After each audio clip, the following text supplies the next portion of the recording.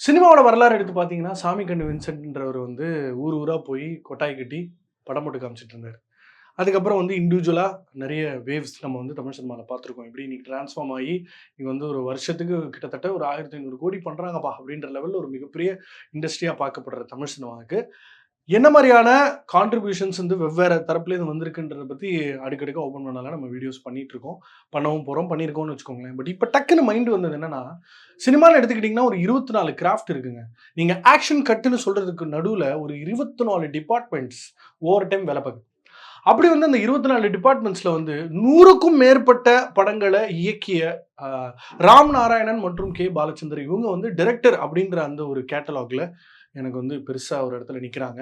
Volume wise நம்ம வந்து இப்போ சில கேட்டகரிஸ் எடுத்து நம்ம முன்வைக்க போறோம்.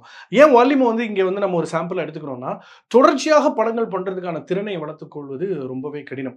இப்ப நீங்க வந்து நம்ம தெலுங்கு சினிமா எடுத்துக்கிட்டீங்கன்னா, நம்ம வெங்கடேஷ் இருக்கார்ல, அவங்க ஃபேமிலி ராணா டகுபதி ஃபேமிலி அவங்க வந்து கிட்டத்தட்ட 1000 படங்கள் தயாரிச்சிருக்காங்க. அப்படிப்பட்ட ஒரு லெகசி அண்ட் லினியேஜ் அவங்களுக்கு உண்டு. தெலுங்கு சினிமாவே வந்து பார்த்தீங்கன்னா, வேற வேற ஃபேமிலிஸ் தான் வந்து அந்த என்டையர் சார்ட்டையே ரூல் பண்ணியிருக்காங்க. தமிழ் சினிமால வந்து அப்படி டைரக்டர்ஸ்ன்னு எடுத்துக்கிட்டோம்னா, எனக்கு வந்து பாலச்சந்தர் அண்ட் நம்ம ராம் நாராயணன் அவர்கள். இவங்க 2 பேரும் வந்து நம்ம கண்ணுக்கு தெரியிறாங்க. இப்ப எடிட்டர்ன்னு எடுத்துக்கிட்டீங்கன்னா, அது வந்து ரொம்ப ஒரு நீஷ் கேட்டகரி. எல்லாரும் வந்து நான் ஆட்டோமேட்டிக்கா எடிட்டரா போறேன்லாம் பிரிஃபர் பண்ண மாட்டாங்க.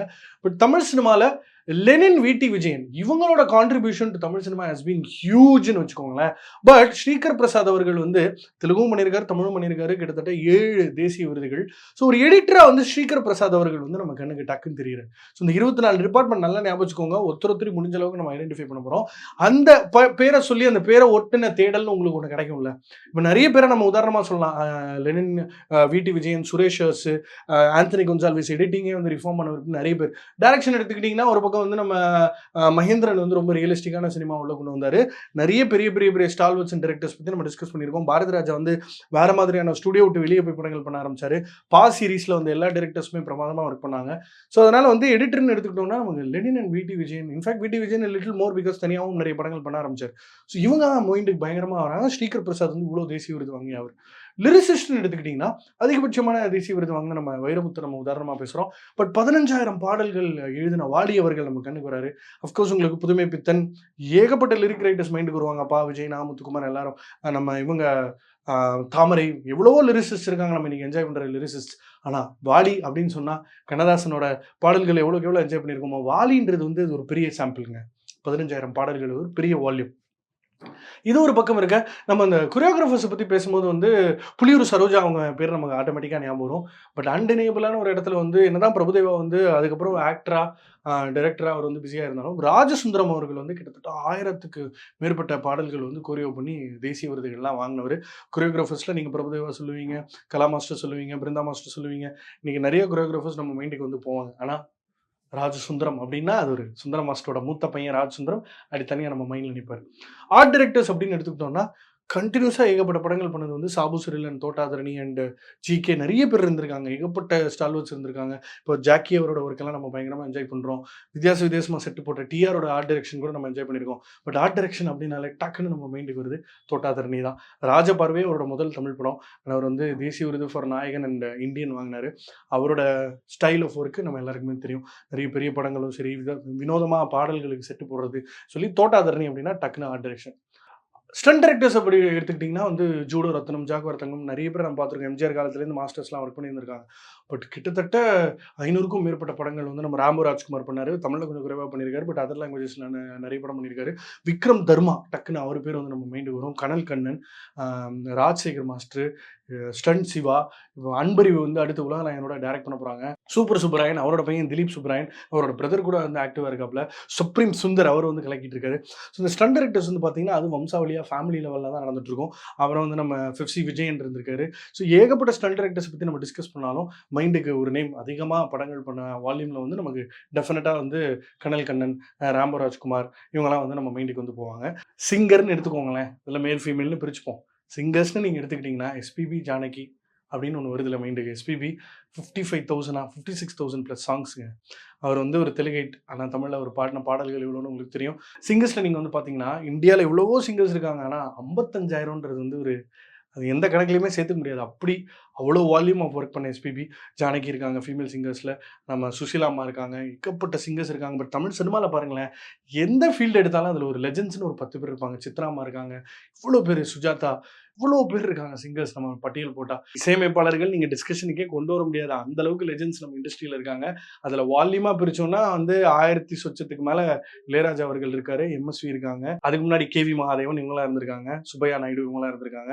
பட் பாருங்க, அது வம்சாவளியா வந்து இசைக்கு மட்டும் வந்து அப்பப்போ கலைத்தாய் தனக்கு ஏற்ற மாதிரி ஒரு தேடல்ல ஒரு ஏஆர் ரஹ்மான், ஒரு அனிருத், ஒரு யுவன் சங்கர் ராஜா, ஒரு சந்தோஷ் நாராயணன் காலத்துக்கு ஏற்ற மாதிரி தேடிக்கிட்டே போயிருக்கு பாருங்க.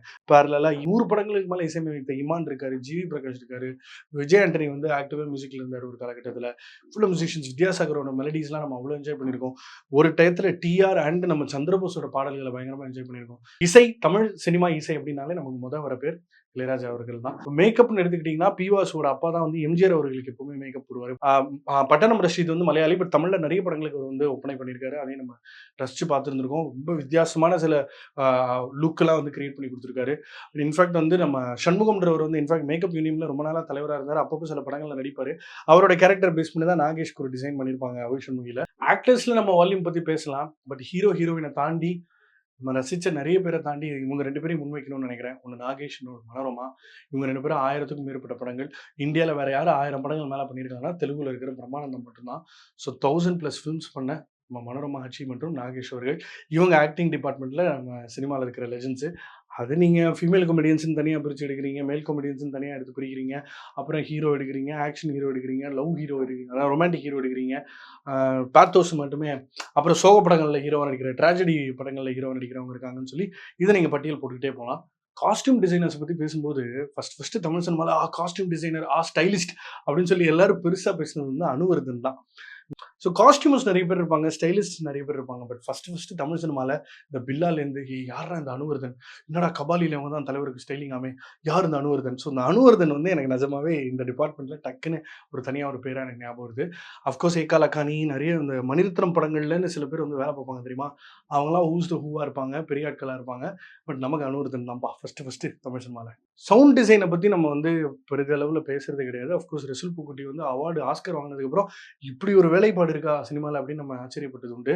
பட் அதில் வந்து நிறைய பேர் வந்து ஸ்டுடியோவில் உட்காந்து ஒரு படத்தை தேய்ச்சி அதை பயங்கரமாக எடுத்து வந்து கொடுக்குறாங்க.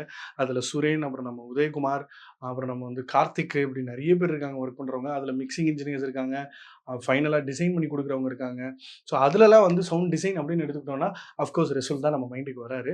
Just because of what he was accredit with ஒரு ஆஸ்கர் அவார்டு. பட் அதுலேயும் ரொம்ப ஸ்பெசிஃபிக்காக பயங்கரமாக நேரம் கொடுத்து கண்பத் மாதிரி ஏகப்பட்ட பேர் இருக்குது. ஹவர்ஸ் உள்ளே போட்டு சினிமா மாதிரி ஏகப்பட்ட பேர் உள்ளே இருக்காங்க உட்காந்து வேலை பார்க்குறவங்க ஒரு படத்தோட அவுட் நல்லா வரணும்னு. கலரிஸ்ட்னு எடுத்துக்கிட்டோம்னா முன்னாடி ரங்கான்னு ஒருத்தர், அவர் இப்பயுமே ஃபேமஸ் தான் நிறைய படங்கள். அப்புறம் பாலாஜி கோபால் திடீர்னு பயங்கரமாக ஒரு ஹை பாயிண்ட்டை பிடிக்க ஆரம்பிச்சாரு. கலரிஸ்ட்ஸில் நிறைய பேர் இருக்காங்க, நமக்கு தெரியாத பேர் ஃபிலிம் காலத்துலேருந்து டெவலப் பண்ணி. ஸோ இது ஒன்று இருக்குது. விஎஃப்எக்ஸு அப்புறம் இதெல்லாம் வந்து ஒரு மேட்டராக எடுத்து பேச ஆரம்பிச்சதே வந்து இவங்க 2 பேரோட பேர் வெளியே வந்ததுக்கு அப்புறம் தான். கமலக்கண்ணன் அண்ட் ஸ்ரீனிவாஸ் மோகன் எப்போ எடுத்தாலும் இவங்க தாங்க. டப்பிங் ஆர்டிஸ்ட்னு நம்ம எடுத்தோம்னா ஏகப்பட்ட பேர் இருக்காங்க. அதில் பர்டிகுலர்லி ஹீரோயின்ஸ்க்கு ஒரு காலகட்டத்தில் ஜோதிகாக்கு, சிம்ரனுக்குலாம் வாய்ஸ் கொடுத்தவங்க நிறைய பேர் இருப்பாங்க. பட் இன்னி வரைக்கும் ஆட்டத்தில் நின்று விளையாடுறது வந்து நம்ம தீபா வெங்கட் மட்டும்தான். அவங்க வந்து நம்ம ஃபேவரட்டியா. இதுக்கு மேலே என்ன மாதிரியான டிபார்ட்மெண்ட்ஸ் கிராஃப்ட்ஸ்லாம் தமிழ் சினிமாவில் இருக்குது, அதில் யாரெல்லாம் லெஜெண்ட் ஸ்டேட்டஸில் இருக்காங்கன்றதை கமெண்ட் செக்ஷனில் போடுங்க. தமிழ் சினிமானாலே தேடல்னாலே ஓப்பன் பண்ணா